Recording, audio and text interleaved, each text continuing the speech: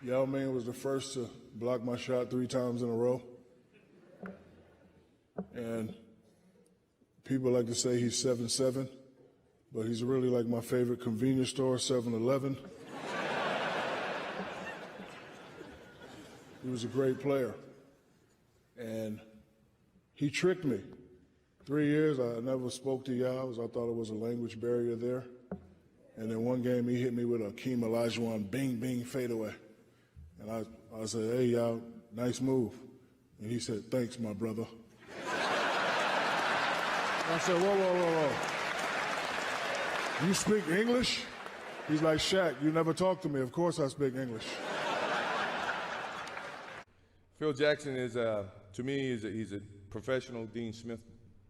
You know, he challenged me mentally, not just physically. You know, he understood the game, along with Tex Winter. They taught me a lot about the basketball game. Tex being the specialist, you know, I could never please Tex. And I love Tex. Tex is not here, but, you know, I know he's here in spirit. He is.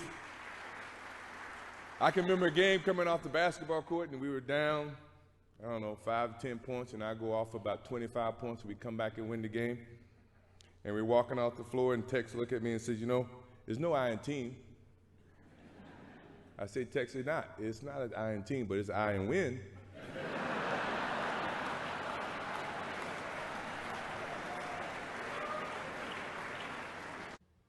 You know, you want to be fast like Isaiah, and you want to shoot like Bird, you know, rebound like Barkley, pass like Magic, be dominant like Shaq.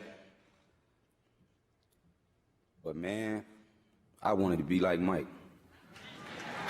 You know what I mean?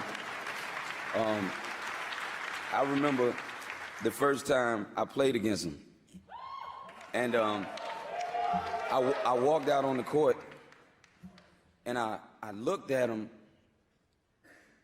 and for the first time in my life, a human being didn't look real to me. You know what I mean? Like, I don't know if y'all watch the Chappelle show, but he talked about a certain incident where he seen somebody sing Rick James. And like, I literally seen his aura. Like it looked like he was glowing. And I'm sitting there and I'm saying to myself, like, man, that's Mike. And I'm looking at him. I can't stop looking at him. Like, I'm looking at his shoes, and I'm like, man, he got on the Jordans. You know what I mean?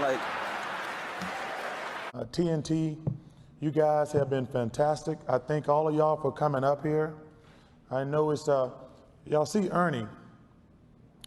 You know, Ernie's been going cancer treatment. I really appreciate him coming up here. No, I do.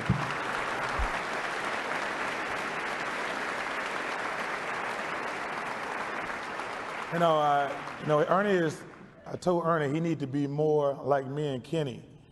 And I said, well, it's best you go bald, because I'm not sure you want to be black. You know, so he's going with the bald thing right now. Anything with an NBA logo on it, that was like currency to me. You know, Jordans were the dream, which I knew my parents weren't going to buy. I'd ask for jerseys too, and that wasn't happening either. Till this one day, under the Christmas tree, my preteen prayers were answered.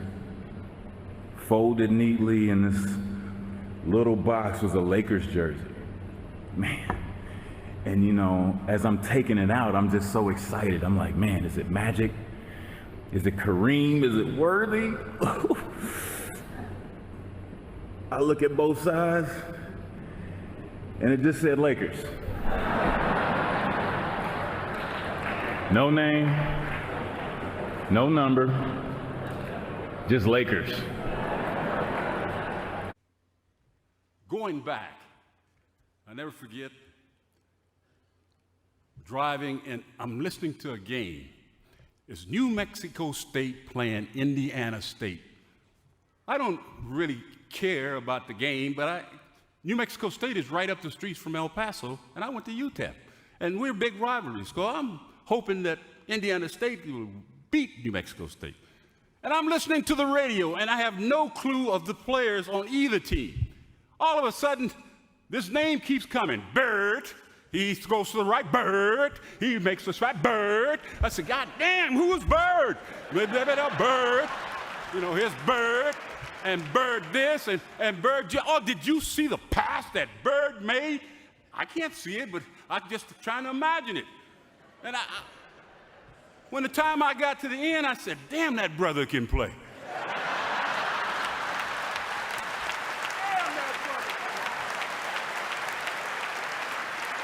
Hey, let me tell you something. When I got the newspaper the next morning and saw Larry's picture, I said, damn.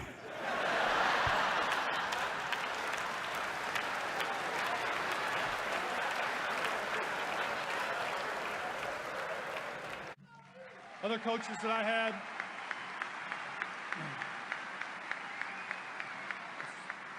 the great Casey Jones, one of the greatest human beings ever born on this earth.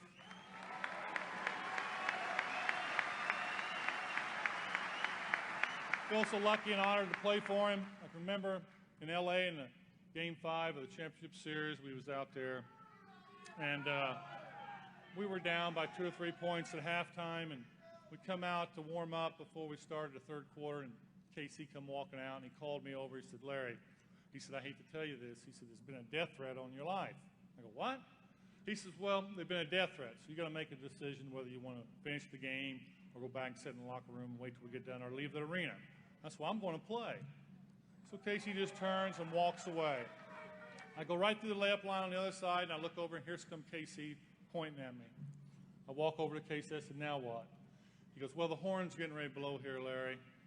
He said, whatever you do, don't come to the huddle.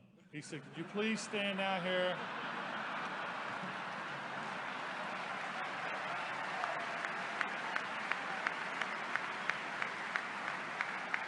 He said, could you please stand out here at center court? He said, you never know, the guy might be a bad shot. So just in the horn blows, I walk over to KC. He's drawing up a play. I put my arm around him. He looks up, puts his head down, squats down a little bit so the guys that surround him. He goes, thanks a lot. Now, you got to understand, this is in the finals of the NBA and how cool Casey was under them circumstances. I'd also like to thank my brothers in arms, Mr. Alonzo Mourning, Dikembe Mutombo. It's funny, Dikembe tell the story about how I taught him, or the work ethic, or whatever he said, because from the first day that I met this man, I could not understand a word that he was saying.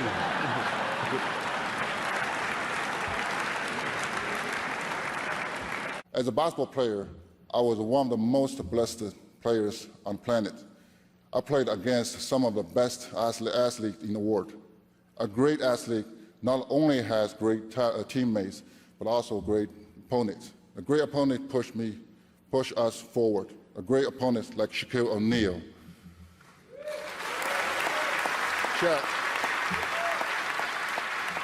Shaq, every game we played remind me of the old saying that what doesn't kill you make you stronger. Thank you for that. And I just want to thank, Joe touched on it, man, all these Hall of Famers and great NBA players. I thank y'all for making the NBA, for giving me everything in my life. I tell people, I'm 43 years old. I've never had a job. I don't ever want one either. I mean, I figured out a long time ago work was really overrated.